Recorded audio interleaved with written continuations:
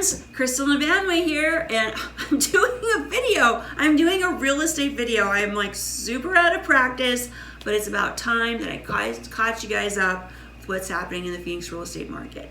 And inventory is really the heart of all the challenges that we're facing right now in Phoenix real estate. Somebody asked me the other day, they said, this is a really great market, right? And I'm like, well, I don't know. It's a matter of perspective.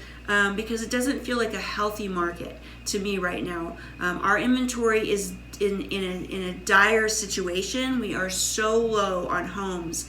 We're so far below what's normal that it's definitely going to create a lot of problems. Our normal inventory is like 25,000 homes, something like that. That's normal, typical, historical, what we would see.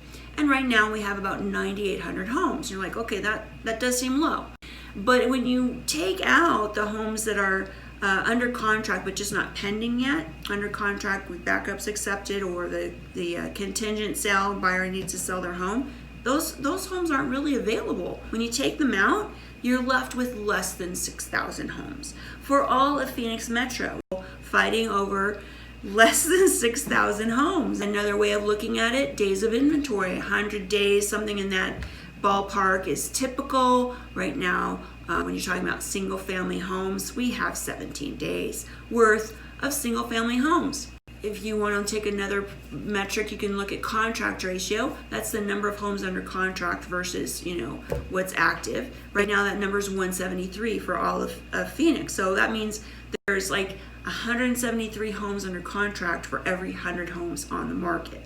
So, that kind of gives you an idea of the stress that buyers are going through. But that's just the average for the entire area. If you look at a hot town like Gilbert, one of the hottest, one of America's favorite cities, right now that number is like 3 times the number of homes that are under contract compared to what's active on the market. In Gilbert right now, there are only 118 homes available for sale. A town of 300,000 fighting over 118 homes. I cannot emphasize enough how crazy it is to be talking about numbers this low. That's about 10% of what Gilbert needs to service its normal real estate demand. So how did we get into this mess anyways? Well, it kind of goes back to before the crash. And home builders were happily building, like 30,000 homes a year, chugging along. And they noticed people were buying investment property, so they're building maybe like 40,000, 45,000, got up to 55,000 building permits in 2004.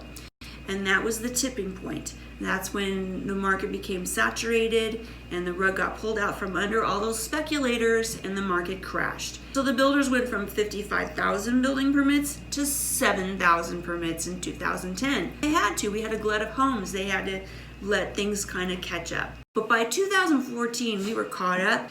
Basically, the builders were adding to the inventory every year, but our population was growing by 1.5% to 2% every year. By 2014, every year since then, we've been falling behind until we reached the point we are right now. We all saw, starting with 12,000 homes, it was going to be a tough year. But then we had the shutdown. And so from March to May, everything stopped. It was a peaceful 2 months. And we're like, okay, maybe this is it. Things will kind of level off now. But then once the doors opened again, it was even crazier than anyone could have imagined. We ended up having a record year, broke every record in the book, and here we sit with 6,000 homes. So it's nutty.